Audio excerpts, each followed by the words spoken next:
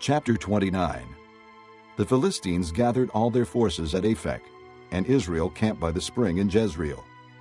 As the Philistine rulers marched with their units of hundreds and thousands, David and his men were marching at the rear with Achish. The commanders of the Philistines asked, "What about these Hebrews?"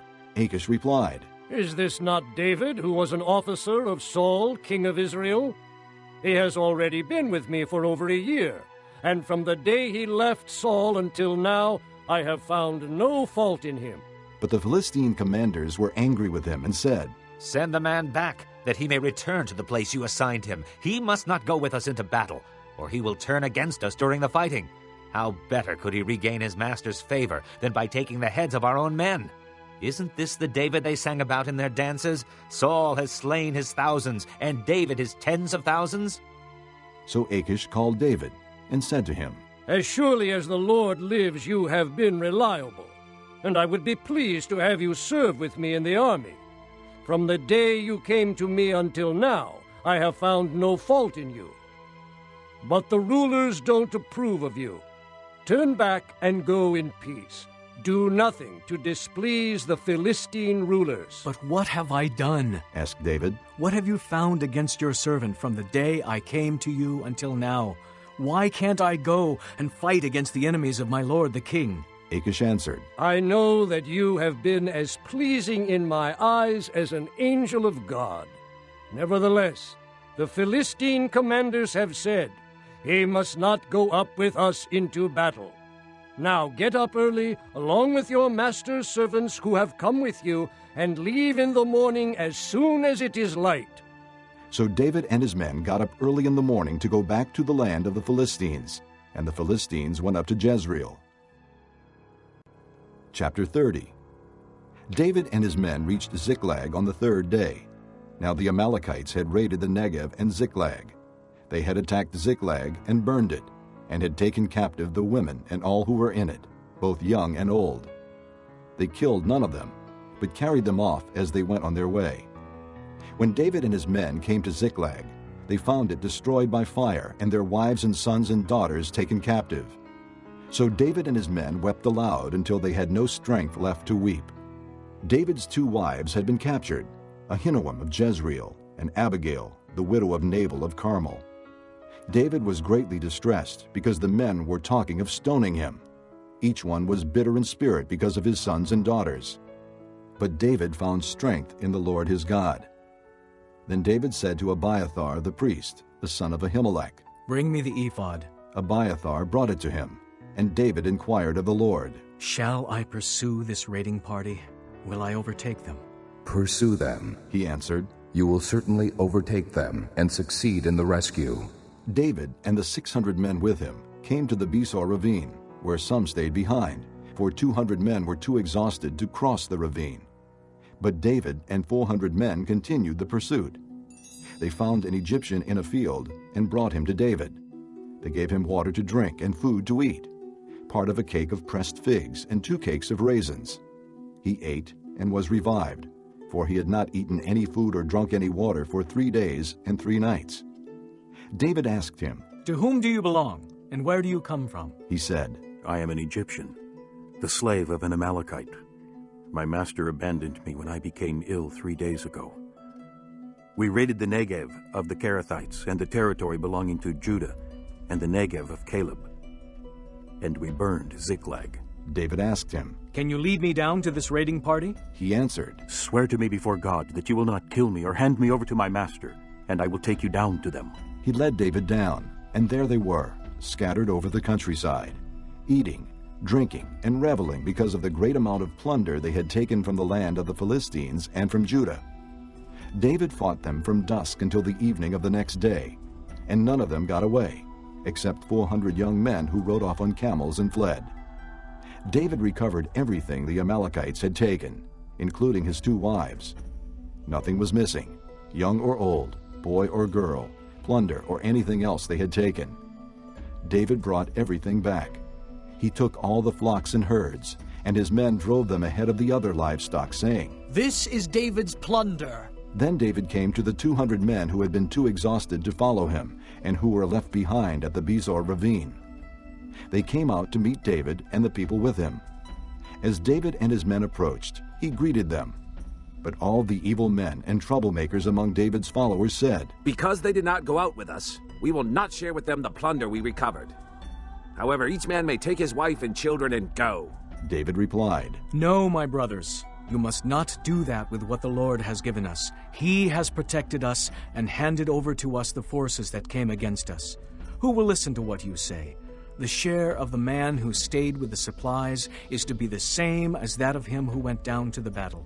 All will share alike." David made this a statute and ordinance for Israel from that day to this.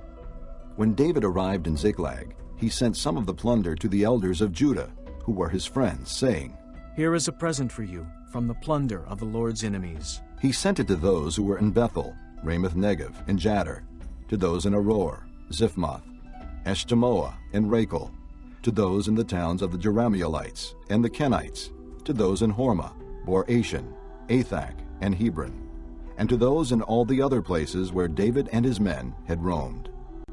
Chapter 31. Now the Philistines fought against Israel. The Israelites fled before them, and many fell slain on Mount Gilboa. The Philistines pressed hard after Saul and his sons, and they killed his sons, Jonathan, Abinadab, and Malchishua. The fighting grew fierce around Saul, and when the archers overtook him, they wounded him critically. Saul said to his armor-bearer, "Draw your sword and run me through, or these uncircumcised fellows will come and run me through and abuse me." But his armor-bearer was terrified and would not do it. So Saul took his own sword and fell on it. When the armor-bearer saw that Saul was dead, he too fell on his sword and died with him. So Saul and his 3 sons and his armor-bearer and all his men died together that same day. When the Israelites along the valley and those across the Jordan saw that the Israelite army had fled, and that Saul and his sons had died, they abandoned their towns and fled. And the Philistines came and occupied them. The next day, when the Philistines came to strip the dead, they found Saul and his 3 sons fallen on Mount Gilboa. They cut off his head and stripped off his armor, and they sent messengers throughout the land of the Philistines to proclaim the news in the temple of their idols and among their people.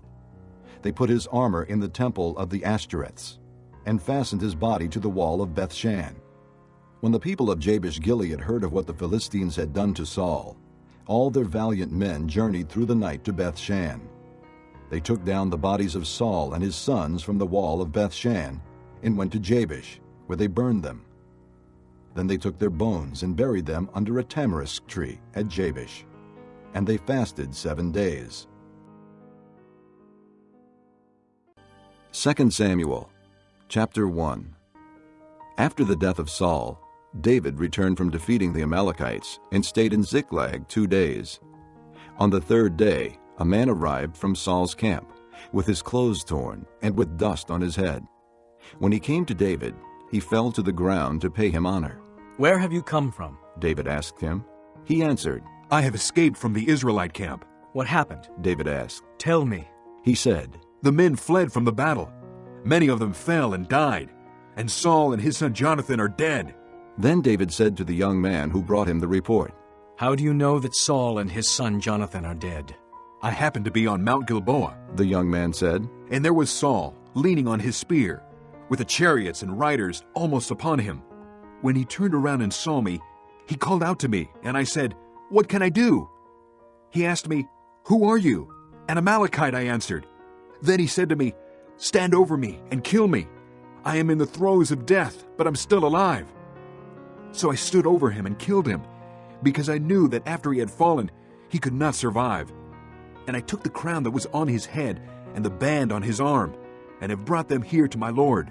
Then David and all the men with him took hold of their clothes and tore them. They mourned and wept and fasted till evening for Saul and his son Jonathan, and for the army of the Lord and the house of Israel, because they had fallen by the sword. David said to the young man who brought him the report, "Where are you from?" "I am the son of an alien, an Amalekite," he answered. David asked him, "Why were you not afraid to lift your hand to destroy the Lord's anointed?" Then David called one of his men and said, "Go, strike him down." So he struck him down, and he died. For David had said to him, "Your blood be on your own head. Your own mouth testified against you when you said, 'I killed the Lord's anointed.'" David took up this lament concerning Saul and his son Jonathan, and ordered that the men of Judah be taught this lament of the bow. It is written in the book of Jasher. Your glory, O Israel, lies slain on your heights. How the mighty have fallen. Tell it not in Gath. Proclaim it not in the streets of Ashkelon. Lest the daughters of the Philistines be glad, lest the daughters of the uncircumcised rejoice. O mountains of Gilboa, may you have neither dew nor rain, nor fields that yield offerings of grain. For there the shield of the mighty was defiled, the shield of Saul, no longer rubbed with oil. From the blood of the slain, from the flesh of the mighty, the bow of Jonathan did not turn back. The sword of Saul did not return unsatisfied.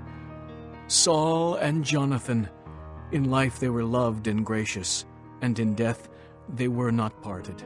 They were swifter than eagles, they were stronger than lions. O daughters of Israel, weep for Saul, who clothed you in scarlet and finery, who adorned your garments with ornaments of gold. How the mighty have fallen in battle. Jonathan lies slain on your heights. I grieve for you, Jonathan, my brother. You were very dear to me.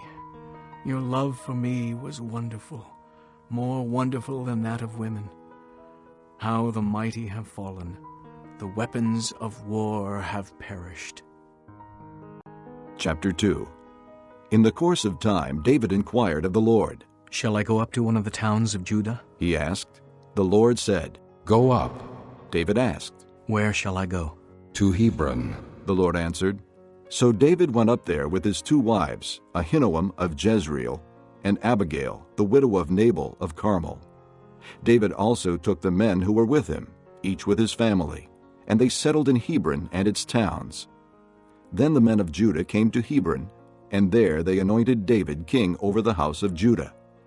When David was told that it was the men of Jabesh-Gilead who had buried Saul, he sent messengers to the men of Jabesh-Gilead to say to them, The Lord bless you for showing this kindness to Saul your master by burying him.